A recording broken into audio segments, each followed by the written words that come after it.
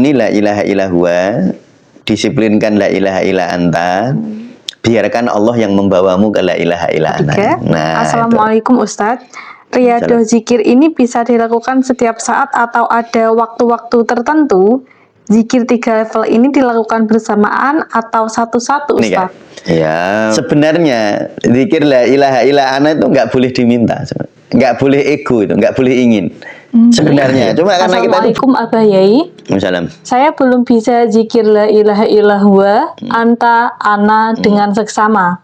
Namun saya bisa merasakan kedamaian hati dan merasakan kasih yang begitu mendalam seperti seolah saya terlahir kembali atau diri yang baru. Saya merasa bukan saya yang kemarin. Saya makin bisa mengamati napas di setiap aktivitas saya. Apakah kita sebagai penyaksi begitu maksudnya Abah Yai? Ya,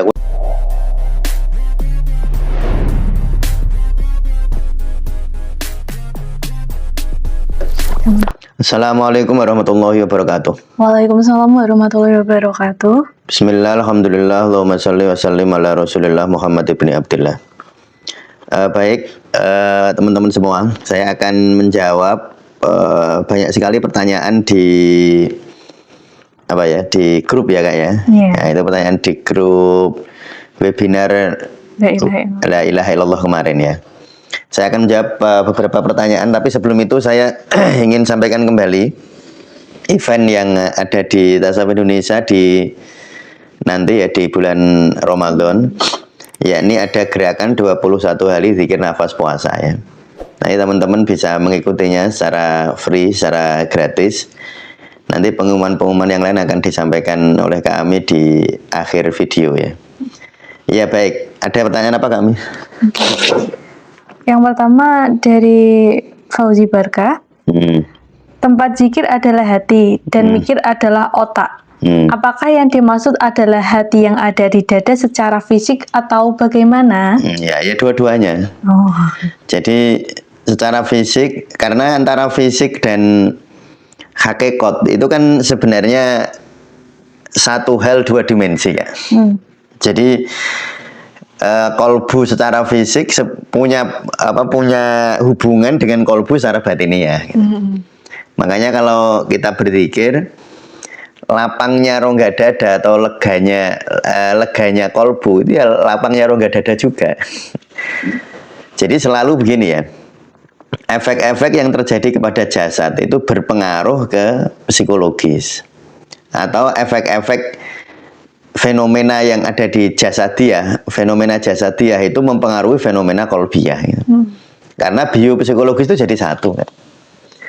Sebenarnya ada 3 level ya. Kolbu itu ada 3 level, bukan hanya 2 sebenarnya. Ada kolbu jasadiah, ada kolbu kolbiah, nanti ada kolbu yang lebih dalam lagi, yang itu sering disebut oleh kitab-kitab tasawuf sebagai ruh itu. Nah, jadi itu nanti yang berkelindan atau kadang-kadang tumpang tindih itu yang di situ ya. Nah, gitu ya. Jadi kalau pertanyaannya begitu ya, jawabannya ya. Jawabannya apa tadi? Pertanyaannya apakah apakah yang dimaksud adalah hati yang jadi jawabannya dua-duanya. Ya kolbu. Makanya nanti di zikir nafas 21 gerakan zikir nafas puasa Kak. Itu kan kita juga melatih longgarnya rongga dada. Nanti ada indikator-indikator secara fisik. Rongga dada rasanya gimana? Nah, ada indikatornya secara fisik. Ya, baik. Terus? Oke, selanjutnya dari Fahmi Kalimalang. Zikir tahlil level 1, la ilaha illallah, la ilaha illa huwa, anta, ana. Artinya diri dilampaui, cinta dilampaui. Apa diri itu hilang ical atau ranah jazab aja Abahku? Oh, itu dilampaui, bukan hilang ya. Kalau hilang meninggal namanya. Jadi itu dilampaui. Kalau hilang itu enggak manusia lagi nanti. Ya, kehilangan aspek kemanusiaannya. Makanya yang disebutnya itu melampaui ya. Sehingga gini Kak, la ilaha illa huwa, la ilaha illa anta, la ilaha illa ana. Itu kan sebenarnya tingkat pelampauan. Jadi kalau la ilaha illa huwa itu akunya masih kalau orang Jawa itu begegek gitu. Masih melekat apa namanya, tapi itu karena sudah dzikir ya, sudah la ilaha itu sudah luar biasa. Yang enggak kan aku tok, Allahnya enggak ada. Ini kan sudah la ilaha illallah, sudah ada Allah, itu luar biasa. Cuma aku masih nyata, masih terasa nyata maksudnya. Nanti la ilaha illa anta, aku mulai luruh karena sudah tertegun dengan keindahan kekasih. Kayak kami lihat bioskop film yang luar biasa gitu loh. Kan itu anta kan di depan mata bioskopnya, tapi kami kan merasa larut ya. Akunya ada tapi nggak sekuat sebelum adegan itu. Waktu nonton film masih apa namanya, masih ceritanya masih datar gitu, masih di awal-awal, masih la ilaha illallah. Ya masih terasa gitu, akunya masih terasa. Oh ini bioskop, ini di bioskop kan masih terasa nggak ya? Ini sampingku siapa kan masih. Nah coba kalau pas puncaknya adegan, pas puncak kan ada, kalau cerita ada alur cerita, puncaknya cerita kan. Iya, klimaksnya. Klimaks itu orang nangis semua gitu kan. Dia ada tapi orientasi terhadap lingkungan itu mulai dilampaui itu. Oh iya. Kami sudah nggak, dalam tanda petik nggak peduli ini di mana, pokoknya nangis gitu. Nah nanti ketika la ilaha illa ana ya sudah, kaminya nggak ada, filmnya nggak ada sebenarnya. Ya larut di dalam satu kesatuan gitu. Jadi itu sebenarnya pelampian ya, tapi akunya masih tetap ada kan. Ya, jadi akunya masih tetap ada, tidak terus hilang atau ical. Kalau itu kan nyebutnya ical. Ya, jadi bukan ical. Ya gitu. Silakan lagi dari Kak. Selanjutnya dari Zinika 143. Assalamualaikum Ustadz. Riyadhah zikir ini bisa dilakukan setiap saat atau ada waktu-waktu tertentu? Zikir 3 level ini dilakukan bersamaan atau satu-satu Ustadz? Ya, sebenarnya ini bukan ibadah mahdhoh ya. Ya, saya sangat menganjurkan sesering mungkin. Dan tidak ada waktu afdol gitu. Paling afdol pada saat merasa, tapi gini ya, kalau saya bilang nanti paling afdol, nanti ego lagi Kak. Iya kan? Iya. Paling afdol jam segini, nanti wah harus jam segini. Nah, bukan. Jadi paling bagus kalau bagi saya, dan saya melakukannya, saya nggak pakai waktu-waktu. Pokoknya ada senggang, lalu ada dorongan batin lakukan gitu. Tidak dibatasi ini, apa namanya? Tidak dibatasi waktu atau ada waktu afdol tertentu. Ya cuma kalau mau lakukan sholat dalam rangka mempermudah jadwal boleh, tapi jangan berpikir terus kayak syariat loh ya. Jangan berpikir seperti ini syariat agama gitu. Syariat yang mahdhoh maksudnya. Wong ini riyadhah itu ya latihan. Jadi tidak ada tidak ada waktu paling bagus tertentu, itu nggak ada. Silahkan milih mana yang paling nyaman. Dan apakah yang kedua tadi apa? Zikir 3 level ini dilakukan bersamaan atau satu-satu? Iya, kalau saya menganjurkannya satu-satu. Menganjurkannya loh ya, bukan mengharuskan. Menganjurkan la ilaha illallah. Kalau sudah merasa nyaman, baru ke la ilaha illa anta. Kalau sudah merasa nyaman, la ilaha illa ana. Tetapi nanti ke la ilaha illa ana itu gini kan sebenarnya. Ini saya mau menceritakan gini kan. Sebenarnya zikir la ilaha illa ana itu nggak boleh diminta, nggak boleh ego, itu nggak boleh ingin. Sebenarnya cuma karena kita itu belajar. Karena kan kemarin webinar itu kan belajar, ya tak contoh nih. Tetapi hakikatnya orang zikir la ilaha illa ana itu nggak boleh aku pengen la ilaha illa ana, nggak boleh. Karena itu langsung gagal. Langsung gagal. Nah, ini yang harus dipahami betul ya. Pahami webinar sama sebenarnya dalam praktek.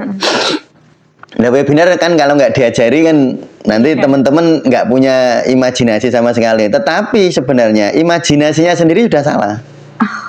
Nah, tapi ya hanya memancing pemahaman gitu loh Kak. Jadi kalau saya tekuni la ilaha illallah, disiplinkan la ilaha illa anta, biarkan Allah yang membawamu ke la ilaha illa ana. Nah, itu pasnya begitu kan. Ya baik. Selanjutnya dari Fauzi Barkah. La ilaha illa ana, posisi aku dengan A kecil itu di mana?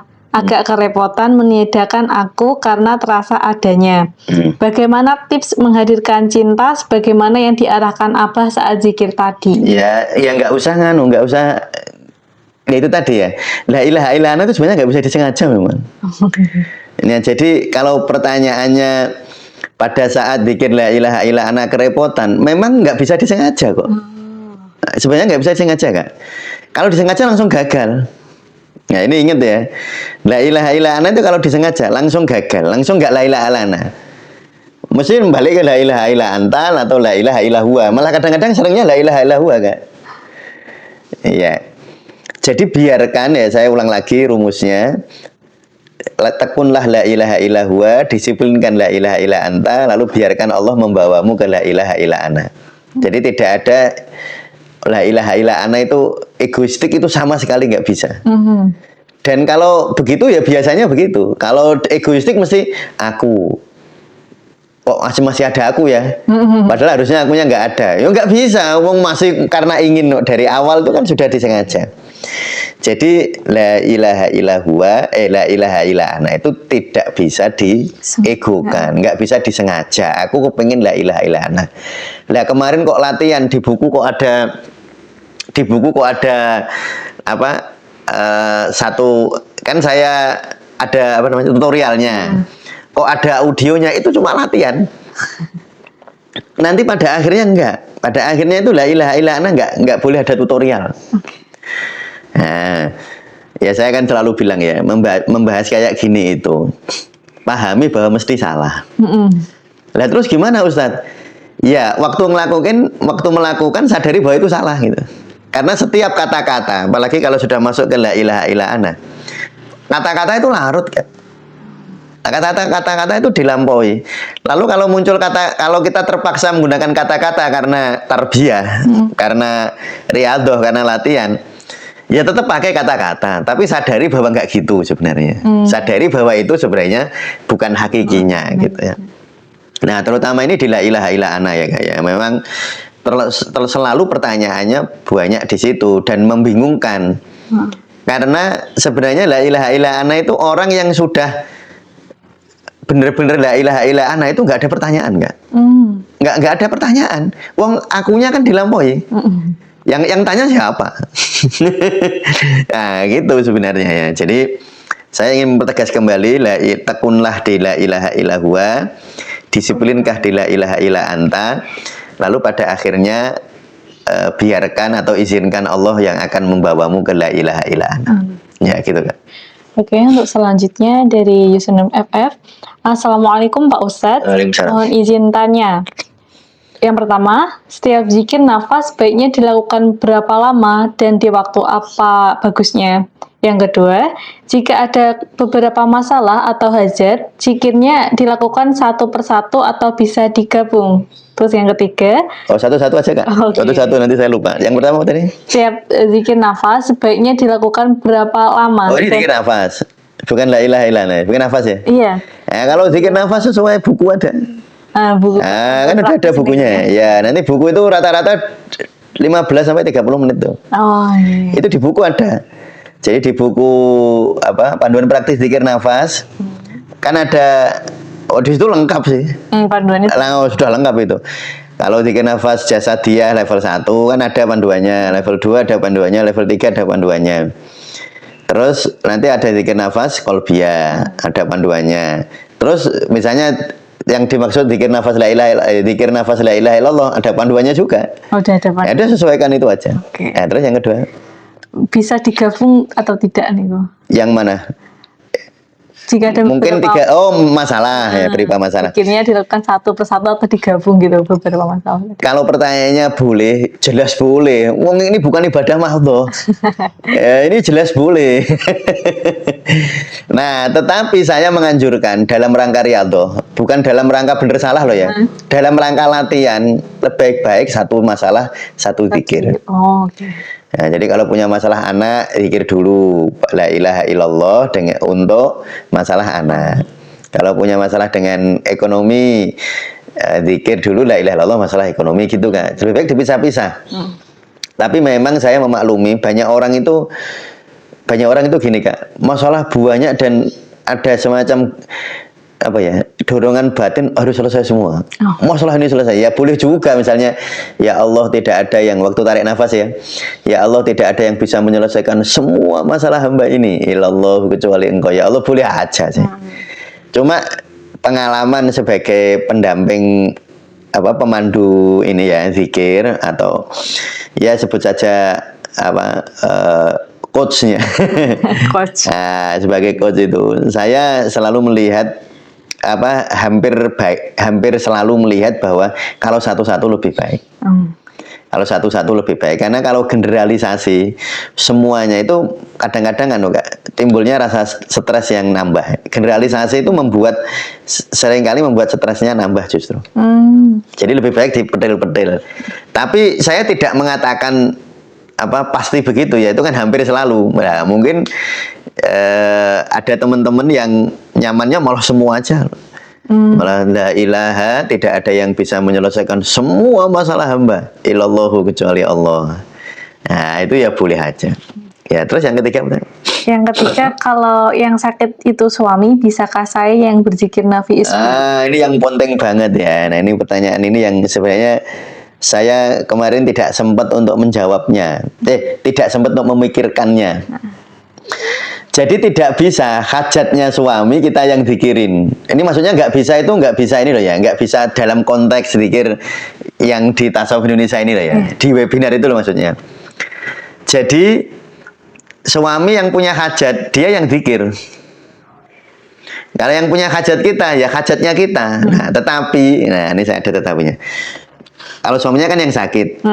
Nah, yang zikir kita bisa, tetapi caranya begini caranya. Ketika suami sakit, coba kamu itu punya hajat apa? Kan di dalam hati kita kan muncul ada emosinya ya Kak ya. Misalnya sedih karena suami sakit. Zikirnya tarik nafas, la ilaha, tidak ada yang bisa menyembuhkan kesedihan hamba ini. Illallahu kecuali engkau ya Allah. Jadi hajat kita apa? Bukan ini ya, hajat kita apa? Bukan hajatnya orang, hajat kita. Bukan mengganti hajatnya orang. Jadi ibu ya boleh saja, misalnya tarik nafas, ya Allah, tidak ada yang bisa menyembuhkan suami saya, hembuskan nafas kecuali engkau ya Allah, ya boleh aja. Tetapi tetap suami saya bilangnya kan gitu. Ya. Jadi boleh, tetapi ya Kak ya, di dalam kalau kita nanti betul-betul prosedural kalau di tasawuf Indonesia, sakjane itu bahasa Indonesia apa? Sebenarnya itu ada urut-urutan sebenarnya. Urut-urutan yang lebih rinci sebenarnya. Jadi kalau orang itu punya masalah, ini kalau zikir la ilaha illallah ya kan, yang saya ajarkan di zikir la ilaha illallah kan langsung ke problemanya. Langsung ke problem. Sebenarnya seperti kami, kalau kami belajar di 200 jam, praktisi tasawuf 200 jam kan nggak langsung begitu kan?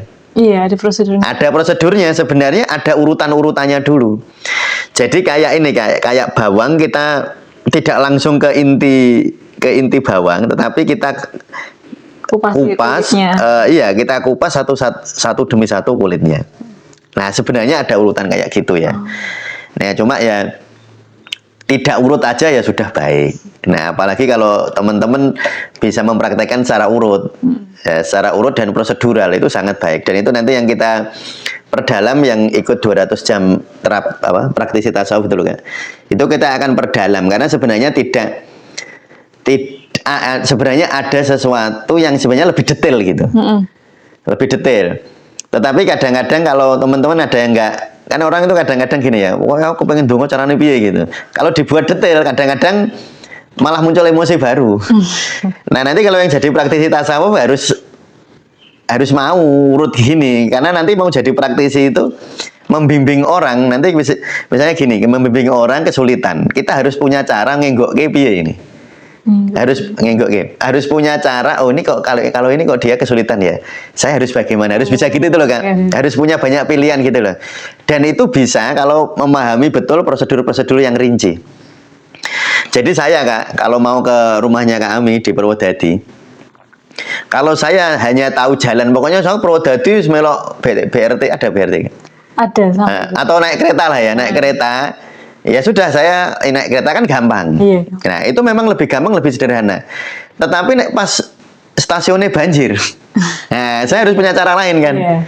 Saya ke Purwodadi, kalau hal biasa, waktu biasa, saya hanya seorang hanya seorang yang amatiran gitu, nggak punya keahlian apa-apa atau nggak punya kepentingan yang serius ke Purwodadi, ke rumahnya kami, udah naik kereta aja. Tetapi ketika saya ini seorang pemandu dan hari itu harus datang ke Purwodadi, tetapi adalah stasiunnya banjir, saya harus banyak pilihan kan nggak? Banyak rutenya. Harus banyak rute yang saya pahami. Kalau naik mobil harus semakin rinci loh Kak. Kalau naik mobil nanti lewatnya ini. Kalau naik motor malah bisa lewat jalan tikus. Nah itu kan harus gini, harus ada ini pilihan-pilihan yang lain gitu loh. Nah itu pentingnya jadi praktisi kalau itu. Nah pentingnya jadi praktisi kelebihannya jadi praktisi tasawuf itu punya banyak punya banyak choice, punya banyak pilihan untuk menuju ke satu tujuan gitu ya. Tetapi kalau untuk kita hanya ingin untuk pribadi, untuk diri kita sendiri, udah pakai gini aja ya gitu ya.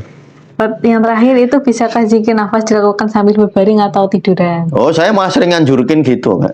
Saya sering menganjurkan justru kalau zikir nafas itu paling bagus berbaring. Dalam banyak kasus, dalam banyak orang ya, bukan dalam artian lebih baik berbaring, tidak. Lebih gampang berbaring. Nah, lebih gampang dilakukan dengan berbaring sebenarnya. Kenapa demikian? Terutama kalau zikir nafas ya. Kalau zikir nafas jasadiyah itu kan sebaiknya nafas diafragma, nafas perut. Kalau orangnya nggak sambil berbaring, sering kesulitan Kak.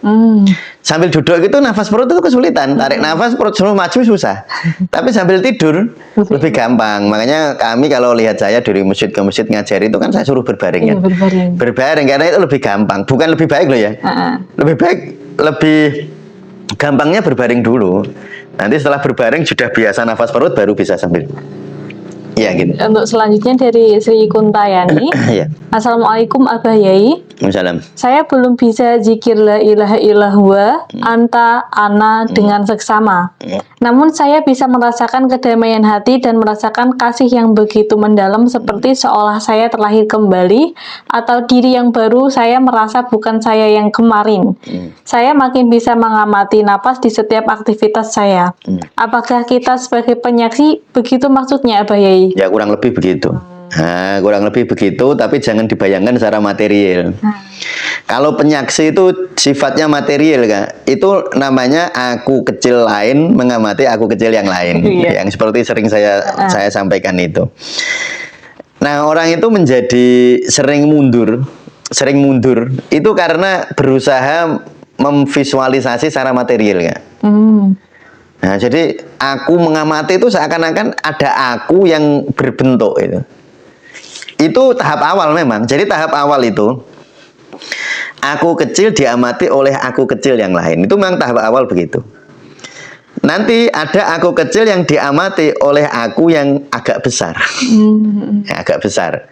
Nanti ada yang diamati terus, ada yang makin mundur. Kalau ibarat orang naik itu makin naik gitu.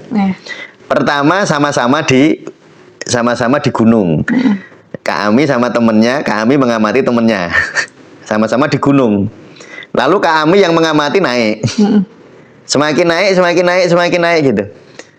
Nah, ini semakin naik pengamatan itu semakin bagus kualitas sebagai penyaksi. Nanti pada puncaknya yang menyaksikan juga nggak ada. Yang merasa menyaksikan itu nggak ada juga. Nah itu sudah la ilaha illallah itu. Nah kalau nggak bisa la ilaha illallah nggak apa-apa. Wong itu cuma real tuh. Jadi gini ya. Tujuan dari zikir itu kan salah satu manfaat dari zikir kan ketenangan batin, kan tatmainnul qulub. Jadi kalau sudah tentram, ini kan pilihan ya kan, menu zikir la ilaha illallah, la ilaha illa anta, la ilaha illa anta itu kan menu ya Kak ya. Lah menu mau dipakai ya nggak apa-apa, kan banyak zikir yang lain. Nah jadi kalau nggak bisa melakukan la ilaha illa huwa, la ilaha illa anta, la ilaha illa, nggak apa-apa. Sudah bisa begitu, sudah dikaruniai Allah rasa begini, disyukuri gitu. Nggak usah lalu dipaksakan. Nah, kalau dipaksakan egonya makin kuat. Wah, udah jadi nggak jadi zikir itu nanti. Ya gitu Kak. Ada lagi? Ada lagi dari Marni. Assalamualaikum Ustadz. Waalaikumsalam. Saya latihan zikir nafas la ilaha illallah seperti yang Ustadz arahkan di web minarnya. Tahapan zikir nafas la ilaha illallah, la ilaha illallah ila anta, lalu ila ana. Reaksi fisik maupun psikis biasa Ustadz, tapi begitu masuk ke heningan tanpa lafaz, saya merasa teduh dan menangis tanpa sebab dan tidak bisa ditahan. Lalu terpikir, kalau nangis lama bagaimana ini? Kemudian saya sudahi latihan zikir nafas ini dengan mengucap alhamdulillah dan sholawat masih dalam keadaan menangis. Yang ingin saya tanyakan, yang seharusnya selalu saya lakukan itu bagaimana Ustadz? Nggak usah dilakukan apa-apa. Jadi nggak usah dianalisis ya. Nggak usah dianalisis benar, salah, baik, buruk, nggak usah. Yang perlu dianalisis itu etika. Ini kan nggak ada etika. Maksudnya ini kan persoalan batin. Maksudnya yang perlu dianalisis itu adalah hubungan kita dengan orang, ego kepada ego. Aku sama kamu ini bener nggak ya? Gitu. Saya ngomong begini, saya harus menganalisis ya. Aku nek ngomong kasar, ngomong keras, oh kami orangnya lemah lembut, tak kerasi kita ya ora. Tapi sama Mas Patih mungkin aku perlu ngomong kasar kan gitu. Itu dianalisis kan. Tapi kalau persoalan dinamika batiniah, nggak usah dianalisis. Ya nggak usah dianalisis. Maksud saya biarkan Allah yang mengatur sensasinya gitu, mengatur fenomenanya. Nah jadi apa tadi kan pertanyaannya kan apakah harus ada yang dilakukan? Enggak ada. Besok kan dikir nanti sensasi muncul apa dinikmati gitu. Nggak usah dianalisis ini bener apa salah. Nanti malah nggak jadi wis tuh. Kalau nanti begini, nanti kalau gitu lagi gimana? Lah yang malah nggak bisa masuk. Makanya zikir itu sebenarnya biarkan atau izinkan dirimu larut di dalam takdirnya. Jadi pokoknya zikir engko sensasinya opo, bahkan sensasi gatel, sensasi apa gringing, sensasi apa saja udah diterima dengan lapang dada. Ya, nggak perlu direspon. Nah, udah saya pengen merespon Ustadz lah. Waktu mau merespon disadari yang mau merespon itu. Oh iya ternyata aku mau merespon ya Allah nah gitu. Nanti begitu terus, riadonya sebenarnya begitu. Nah, memang kadang-kadang ya, terus itu kan masuk ke dalam zikir apa tuh? La ilaha illallah kan awalnya nggak ada rasanya. Lalu tiba-tiba merasakan keindahan gini-gini. Namanya ego ya muncul Kak. Wah nanti kalau nangis terus gimana ini? Nah itu memang sudah mulai ego mulai masuk. Nah kayak gitu itu langsung saja, oh iya aku masih ego. Gitu. Oh egoku muncul sekarang. Jangan dibenci loh ya. Jangan dibenci karena ego itu tetap dari Allah sebenarnya. Iya enggak sih? Iya, ego itu ya makhluknya Allah juga. Jadi dia muncul ya terus dinikmati aja. Oh iya, aku egoku wedi ya diakui, ego saya takut. Sudah nanti terus tadi sudah bener apa itu terus mengakhiri dengan apa? Bacaan alhamdulillah udah gitu. Iya. Ya, sudah berapa menit ya itu? 26. Oh ya, saya kira demikian ya Kak Emi ya. Baik, silakan kami menyampaikan detail dari event kita nanti di apa namanya? Bulan Ramadan. Di bulan Ramadan ya. Jadi di bulan Ramadan kita akan ada event apa itu? 21 hari gerakan zikir nafas puasa. Ya silakan Kak. Event gerakan 21 hari zikir nafas ini berdasarkan pada buku panduan praktis zikir nafas. Dan mungkin untuk teman-teman yang ingin memiliki detail penjelasannya itu ada e-book senilai 50.000 e-book panduan 21 hari zikir nafas. Dan mungkin untuk teman-teman yang ingin paket menarik itu ada paket bundling. Jadi ketika teman-teman membeli seharga 75.000 nanti akan mendapatkan 3 e-book. Yang pertama itu ada e-book 21 hari zikir nafas, lalu ada e-book Hakikat Sholat ya. Hakikat Sholat dan puasa obat dahsyat ya Pak. Iya. Jadi mendapatkan 3 e-book tersebut.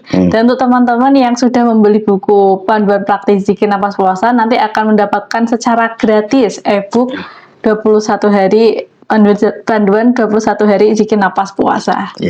Oke, untuk informasinya seperti itu nggak Pak? Jadi untuk teman-teman yang mungkin ada pertanyaan bisa tanya ke admin Tasawuf Indonesia. Terima kasih kami, semoga ada manfaatnya. Assalamualaikum warahmatullahi wabarakatuh. Waalaikumsalam warahmatullahi wabarakatuh.